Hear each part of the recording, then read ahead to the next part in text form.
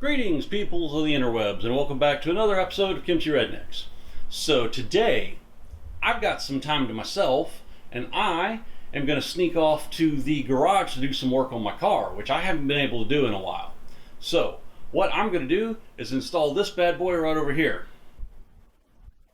Alright, so if we can see from Verus Engineering, which I bought from, I think it was FT86 Speed Factory, is a air oil separator kit, which we'll notice here has a bunch of random stuff. There's some hoses and some adapters. There's a big old hose. Cam plate replacement for the drain, the actual drain, and buried somewhere in here, there's a bracket, and there's this bad boy, which I'm not going to take out of the packaging just yet, but so I am by no means an expert on pretty much anything, but the way this works, if I understand it, is it's going to pull air from the evacuation system, like the EGR valve or something like that. Basically air that's exiting the engine. It's going to run it through the separator so that little bits of oil and stuff that makes it out of your exhaust but still has fuel in it, so it's recirculated back into the engine.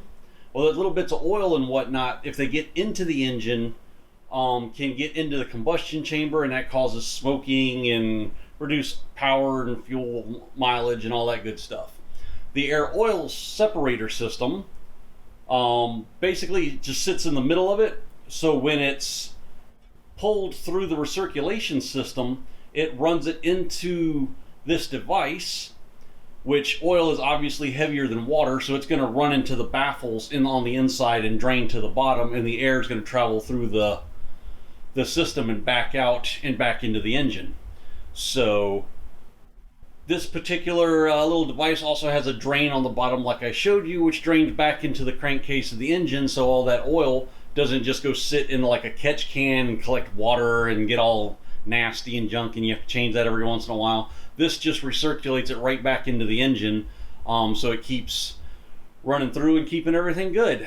On a naturally aspirated engine like mine, it's probably not going to amount to much unless you actually already had a problem with oil blow-by or something like that, which in that case is pretty much just going to cover the symptoms and not actually fix the problem. But with a car like mine that's relatively new and still has less than 2,500 miles on it, because I don't drive it much here in Korea, I'm afraid somebody's going to run into it. But it will keep anything bad like that from happening, and if at a later date I decide to try adding a supercharger kit to it, the forced induction is where you get more of a chance of oil blow-by, so that will be preventative measures. So anyway, I am going to get my stuff together, go get my car, and I will see you once I get to the little garage. So here we start with removing the battery, followed by the tie-down bracket. The battery comes out, followed by the battery tray. Next I took out the support bracket. Then the PVC hose comes off. Alright everybody, I'm out at the garage and I have started a little bit, so let me catch up to where I am. I'm gonna have to grab my little flashlight phone here real quick, so hold on. Alright, so currently we have, if my thing will focus here. Alright, so currently we have removed the battery outlets, the battery, and the battery tray down there. There's a bracket there that we removed. There, if you can see it, right there is the cam plate that I'm going to have to take off and replace. And I have removed the PCV hose and sensor right there. So that's where I'm at the moment. I still have to put in the new plug there and start mounting the bracket and replace the cam plate on the back of the engine. So back to the time lapse. Here I misread the instructions and was aiming at the wrong hose. Alright, so we're at that lovely moment when the instructions don't tell you you need to do something. Or they do, but they don't spell it out. So I thought they were talking about moving that wire or that hose right there, but they're not. They're talking about moving this hose that's coming off the intake inlet to the manifold. So that means I need to unbolt the AC compressor, which means I need to find the little pulley to, or the tension release for the belt. So, cascade failure. So now I get to put that hose back into place. First thing I need to do is move the air box. Remove the shield from the AC compressor, remove the compressor bolts from the block, and shift it over so I can get to the right hose. Now I have to loosen a bolt in the wiring harness. Now I start fitting the mounting bracket in place. I'm having a lot of fun trying to get the mounting points to line up correctly.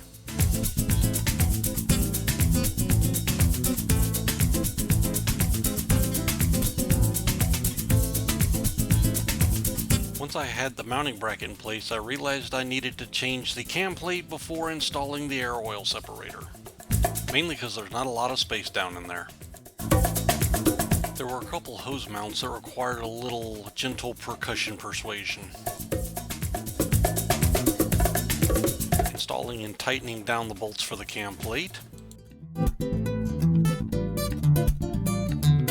Mock mounting the AOS. I realized I was going to need to get the drain hose connected to both the cam plate and the AOS before final mounting the AOS, otherwise it was not going to fit.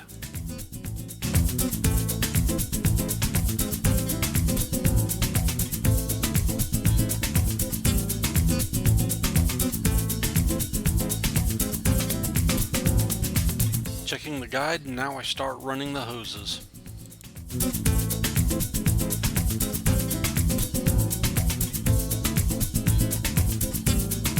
Now the hose that runs under the AC compressor is installed, I can put that back in place.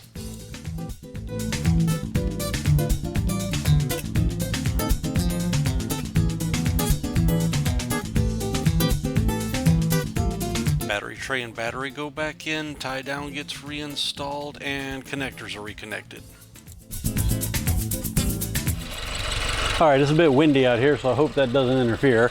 But I have finished my install. I have managed to drive home, and as you can see, hoses are attached still. That's AC hoses.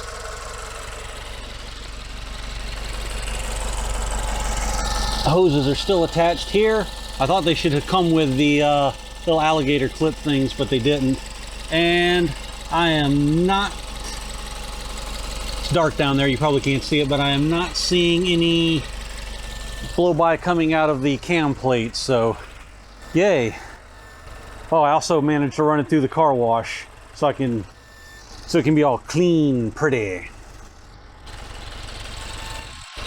Anyway, so quick thoughts on the kits from what is it, Verus Engineering. All the pieces themselves are very solid, you know, CNC billet aluminum stuff. Seems very, you know, well put together. Not all the tolerances work real well. So like the bottom of the AIO unit, not AIO, AOS, air oil separator unit.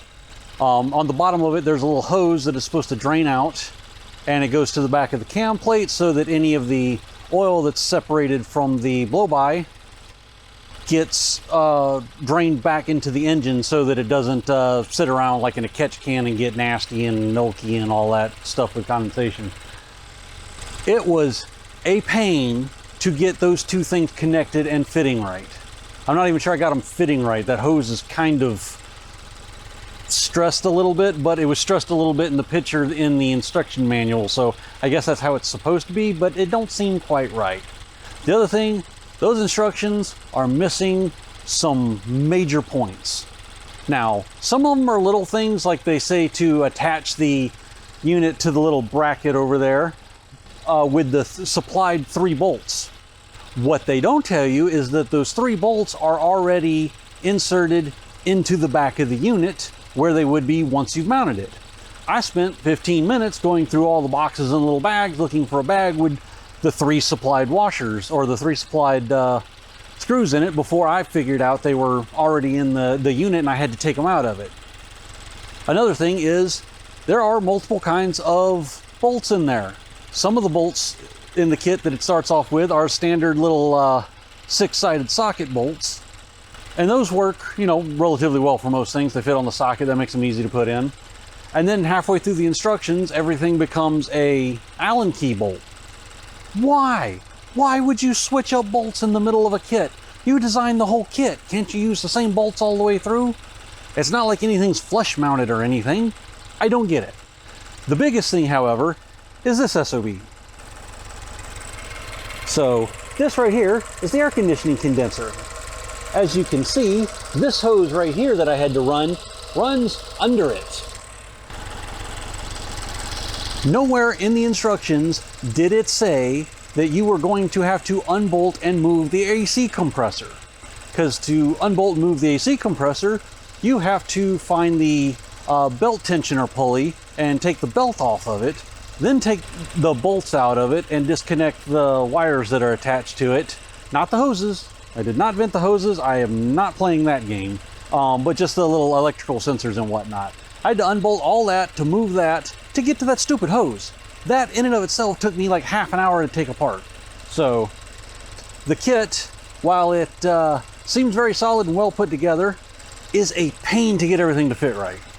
That, and since you have to take the battery out to do everything, when you plug it back in, your idle's all messy and it has to relearn your throttle position sensor range and all that good stuff. So anyway, I've done all that. It took me a whole lot longer than I expected it to, and the dogs are probably going to be mad at me and I got to go feed them now. So y'all have fun, like, subscribe, do the internet stuff, and maybe it will not take me a year to get another car video out.